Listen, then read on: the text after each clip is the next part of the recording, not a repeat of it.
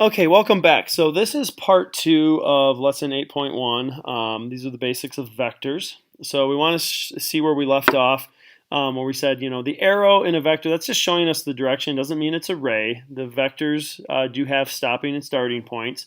For example, if you were going 20 miles per hour east, at some point you're going to slow down and stop, or at some point you're going to change direction, like if you were to turn, which means that vector is going to change. So let's look at vectors have two core characteristics. Again, direction and magnitude. So for example, if we have vector v here, it starts at the origin, which is down here, and then it goes towards the point 4, 3. So that's the direction that it moves.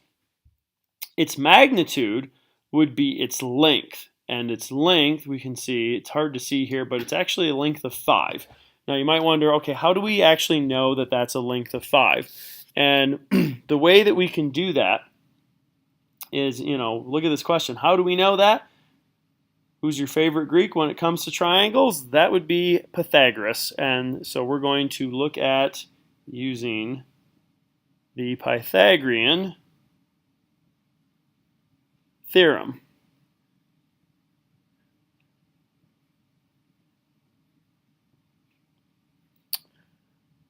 And what the Pythagorean theorem allows us to do is it allows us to take two sides of a right triangle and it allows us to calculate the hypotenuse of that triangle.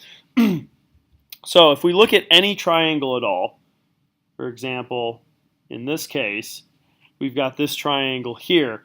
And notice it goes up 3, so that means this side would be 3, and it comes out 4. And then we've got this vector, so this would be the vector here, and we want to know how long that is. Well, the Pythagorean theorem is very, very simple and straightforward. You take the two sides and square them, and that should equal this one squared. So that means 3 squared plus 4 squared is going to equal v squared, which is our vector in this case. And if I take 3 and square, that's 9. 4 squared is 16. 9 plus 16 is 25. And if I take the square root of that, v is going to equal 5. So that vector has a length of 5, and that's its magnitude. So then the next question is, what if the vector went from points 2, 3 to point 6, 6? So again, we could look at that. And I'm going to use this same grid up here. So imagine it started at point 2, 3 instead. So here's 2, and then there's point 3. So it's right there. And it goes to 6, 6. So there's 6 and 6. Well, again, it's traveling. We make a nice straight line. It's traveling in this direction. But again, we can make a nice little triangle. And again, we can see the sides of that triangle. It goes 1, 2, 3, 4 over and 3 up. That's the same as this triangle. So this one, the vector would also have a magnitude of 5, even though it's in a different location. Okay. So let's continue. More with some vector basics. So this one says, describe the direction and magnitude of each vector. So we have vector w here, we have vector z down there, and we want to know what their directions and magnitudes are. So in order to understand that, vector w, it starts at the origin